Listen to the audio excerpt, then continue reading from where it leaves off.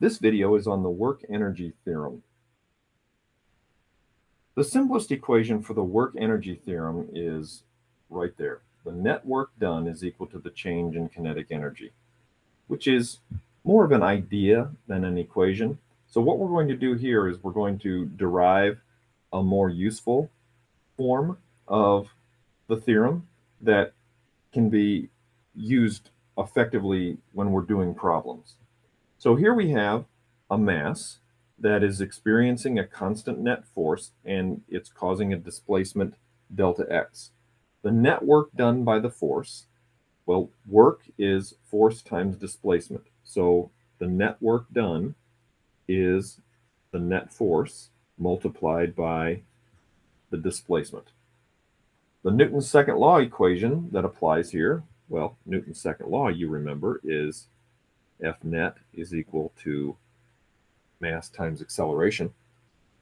If we combine these two parts, it looks to me like the net work can be expressed as F net is m times a. So I'm going to put m times a multiplied by the displacement. Part 4, write the kinematics equation, often called the no-time equation. So that's V final squared is equal to V naught squared plus 2a times delta x.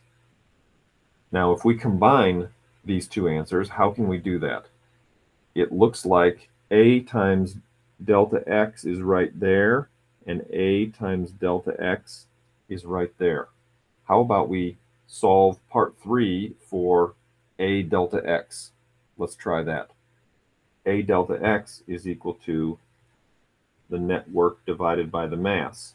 And if we put that into the no-time equation, what does that yield? Vf squared is equal to V naught squared plus 2 times the net work divided by the mass. So far, so good.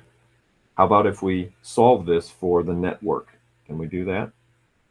What's going to happen here? We're going to subtract V naught squared from both sides, and then we're going to multiply both of those by m, and we're going to divide both of those by 2. I think that's what we've got right there. Now you can see that that's a fairly useful form of the equation. We've got some velocities, we've got a mass, we can maybe figure out the work, which is why I said from the outset that the work-energy theorem, let me rewrite it again right here, you see it's more of an idea than an equation. This down here boxed in, that's an equation, but these two are exactly equivalent. In an earlier video, we were dealing with cases in which zero work is done, and the answer we just derived shows that in the case of zero work being done, what's going to happen to the speed of the object? Well, let's quickly rewrite our answer that we just got from the previous page. And what does this tell us? If the net work done is 0, m can't be 0, which means that this bit here has to be 0, which means what has happened to the speed?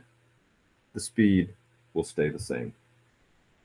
If the net work is 0, v is constant. If the net work is positive, then the object is going to be traveling faster and faster and faster. And finally, if the net work is negative, that means that the object is gradually slowing down.